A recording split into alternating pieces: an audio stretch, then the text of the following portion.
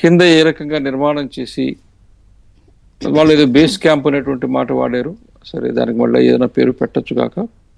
కాబట్టి ఇవన్నీ ఆలోచన చేస్తున్నారంటే దాని పట్ల ఒక అవగాహన ఉండి దాన్ని ఎలా తీర్చిదిద్దాలా అనే విషయంలో కూడా ఒక రూపకల్పన చేసేటువంటి అవగాహన కూడా కలిగి ఉండి నేను చర్చ జరిగింది అని చెప్పి అనిపిస్తున్నది. కరెక్టే, కానీ కలిసి పనిచేయలేరా అని అంటాం, అసహనం వ్యక్తం చేయడం, రూపాయి కూడా వేస్ట్ కాకుండా ఉండడం, ఈ భద్రత డొల్లతనం బయటపడుతున్న అంశాలను ఎలా చూడాలి?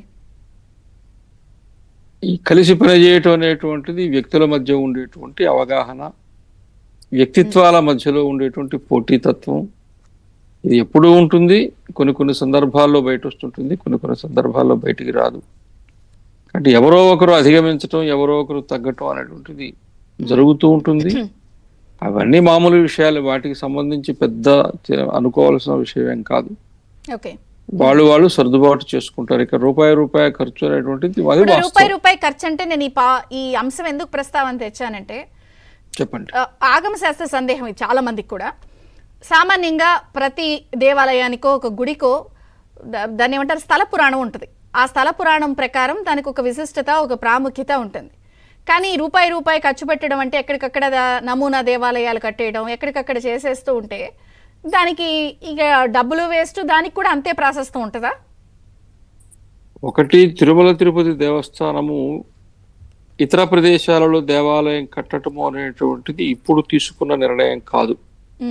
గతంలో ముంబైలో కానీ, బెంగళూరులో కావచ్చు, కన్యాకుమారిలో కావచ్చు, మన హైదరాబాద్లో కావచ్చు, అన్ని దగ్గరలో అవి నిర్మాణం చేశారు. మనకు ఉపయోగపడుతూ ఉన్నాయి మన దేవాలయానికి అనుబంధ దేవాలయాలుగా. ఒకటి.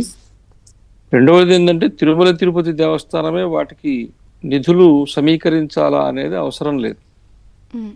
అక్కడ స్థానికంగా కూడా ఒక 5 కోట్లు 10 కోట్లు జమ చేసుకోవడానికి, అంటే సేకరించడానికి ఇబ్బంది ఏం లేదు. ఈరోజు రేపు గ్రామాల్లో కూడా 3-4 కోట్లు పెట్టి దేవాలయాలు కడుతున్నారు.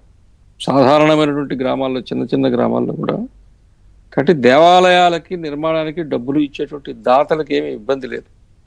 కాబట్టి మహానగరాల్లో కానీ, కనీసం జిల్లా కేంద్రాల్లో కూడా డబ్బులకి ఏమి ఇబ్బంది లేదు. ఈ రోజు డబ్బుల పాయింట్ కాదు, అంతే ప్రాశస్త్యం, అంతే ప్రాముఖ్యత ఉంటుందా స్థల పురాణం? వెంకటేశ్వర స్థల పురాణానికి దానికి సంబంధం లేదు. స్థల పురాణం తిరుమలకు సంబంధించింది. అక్కడ ఈ రోజున సమాజానికి దేవాలయాల అవసరం ఉంది. దేవాలయాల అవసరం ఉంది. హిందువులు అందరూ గనక లక్షలాది మంది లేదా కోట్లాది మంది దేవాలయాలకు పోవడం మొదలు పెడితే ఇప్పుడు ఉండే దేవాలయాలు చాలవు. అందువల్ల దేవాలయాలు కట్టడం అనేది తప్పేం కాదు, కట్టుకోవచ్చు. ఓకే స్వామీజీ, నేను మీతో మళ్ళీ మాట్లాడతాను, ప్యానెల్ తో మాట్లాడి పొలిటికల్ అనలిస్ట్ ఆర్చమల్ శ్రీనివాస్ గారితో మాట్లాడదాం.